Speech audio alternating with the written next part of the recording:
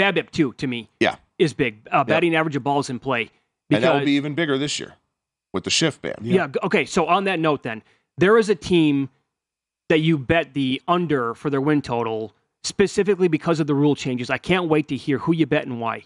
Yeah, so I bet the under for the San Francisco Giants, under 81.5. And this is a tough one because I love Farhan Zaidi. I think he's a brilliant executive. They're a very, very smart team. I like to give smart teams the benefit of the doubt.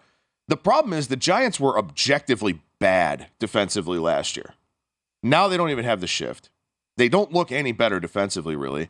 They lose a high strikeout starter in Carlos Rodon, who we talked about already. They got a bunch of ground ball guys in the starting rotation. This is not the year to have a bunch of ground ball guys in the rotation because now you can't shift. Not only that, a couple of the guys, Logan Webb specifically, right-handed ground ball guy, which means lefties are going to be pulling balls through the hole.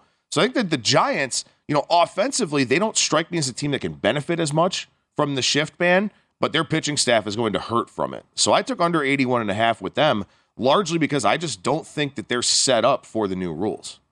Good breakdown. Yeah. Interesting. What do you think as a fan of the rule changes and pitch clock and pickoff rule and bigger bases?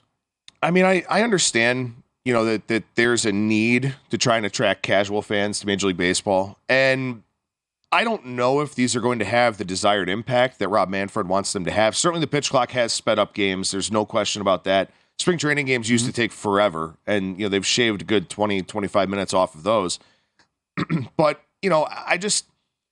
I think it will create some more excitement in terms of stolen bases. The stolen base will come back. Yeah. I mean, it has already. We've seen a 6% increase in successful stolen bases year over year in spring training. We could have upwards of 3,500 stolen base attempts during the regular season, which is a huge increase from last year. Stolen bases are exciting. A lot of times they're bang-bang plays, stuff like that. I don't know, though, that we're going to see as many home runs this year because guys won't be trying to hit for as much power. It's no longer a situation where you go up, there's a left-handed batter, you look to the right side of the infield, and there's 3 guys over there. Now you don't have to hit it over everybody. You can hit it through everybody. So I think we could see a decrease in home runs this year, which kind of cuts into Manfred's desire to, increase excitement a little bit. So you think like the only couple of outcomes that we've had over the last couple of years, that's going to go bye-bye now. Basically where it's a strikeout, home run, and not much else. I think it's possible. I mean, I'll be really curious to see what pitchers do to counteract the shift ban. Because ground ball guys that are 45, 50, 55% ground ball rates, will they kind of change their pitch selection? Will they kind of change the way they attack hitters to try and generate more strikeouts? Well, if they do, does that lead to some of them maybe giving up more home runs?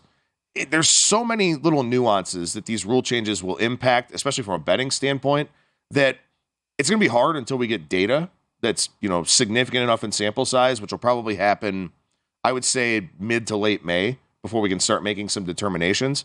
But these guys that are 55% ground ball guys, like, balls are going to find holes. What are you going to do to change it? Sure. So, we could see an increase in strikeouts in that regard, but it's speculation. There's so much give and take with all these different rules in play. Go to VSiN.com/subscribe to become a VSiN Pro subscriber today.